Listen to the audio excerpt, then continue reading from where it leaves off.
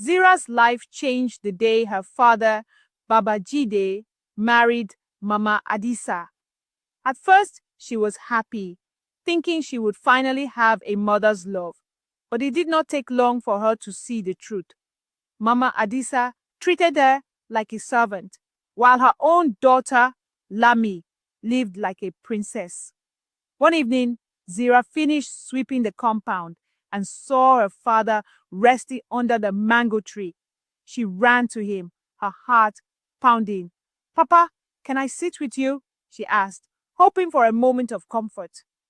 Babajide sighed and glanced at Mama Adisa, who was watching from the doorway.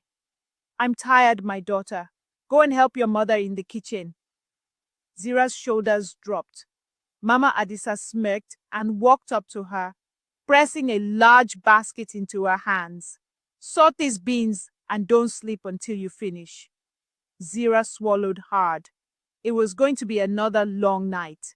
Mama Adisa always found new ways to make Zirah suffer. She made her do all the chores, sleep on a thin mat outside, and eat cold leftovers while Lami was giving fresh, hot meals. One afternoon, Mama Adisa called Zirah and handed her a small clay pot.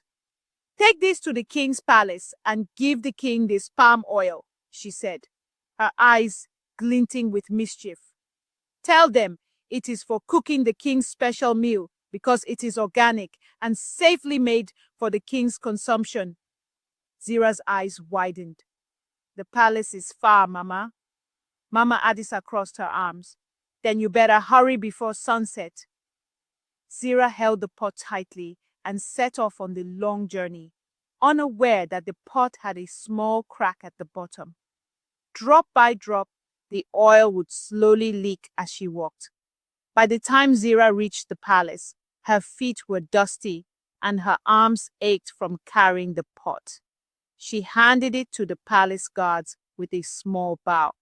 "Please, my stepmother sent me to give the king palm oil." One of the guards lifted the pot and frowned. "Palm oil?" "But the pot is empty." Zirah's heart stopped. She rushed forward and gasped. The oil was gone. Not even a single drop remained. The head guard, Captain Yinka, scowled. "Do you mock the king? You bring an empty pot of oil to give the king?" Zirah's hands trembled. "I did not know. There must have been a crack in the pot." Another guard sneered. "Lies! The king does not tolerate insults. You will explain yourself." Zirah was dragged into the palace, her heart pounding in terror. The grand hall was silent as King Okon sat on his high throne, watching Zirah with piercing eyes. The guards placed the empty pot before him and bowed. "Your Majesty, this girl came gifting you palm oil with an empty pot." The king frowned. "Why have you done this?" Zirah knelt, her voice shaking. "Forgive me, Your Highness. My stepmother sent me with this pot. I did not know it was cracked." The king leaned forward, studying her face. "And do you always obey your stepmother, even when she is unkind?" Zirah hesitated, then nodded. "She is my father's wife. I have no choice." A deep silence filled the hall. Then the king chuckled. "You speak the truth, and that is rare. You may go." When Zirah returned home, Mama Adisa and Lami were waiting. "You foolish girl," Mama Adisa screamed. "You embarrassed me before the king. I am very sure of that." Lami smirked. "Now everyone knows how useless you are." Zirah said nothing.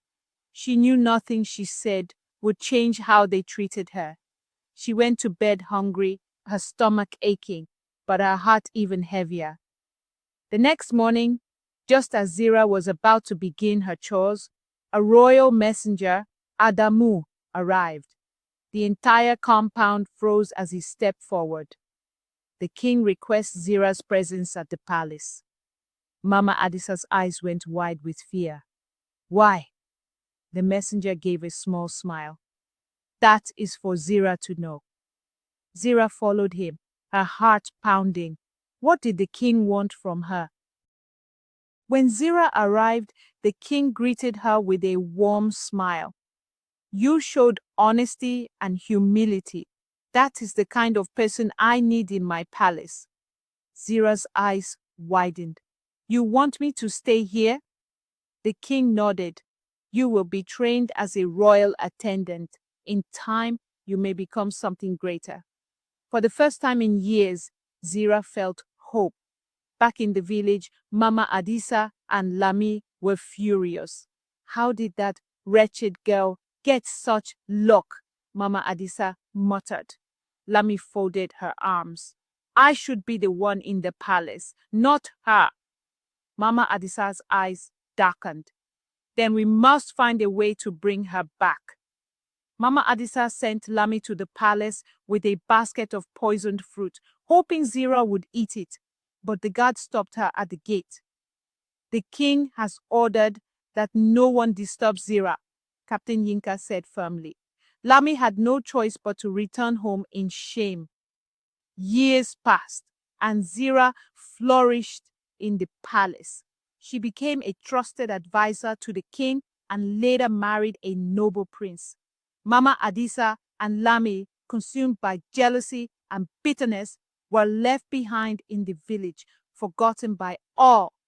Moral of the story: honesty and patience will always bring good fortune, while jealousy and wickedness lead to downfall. If you love African folktales, please don't forget to hit subscribe and stay for more thrilling stories. Also comment your thoughts. Should Zirah bring her stepmother and stepsister close to herself or distance herself from them? The end.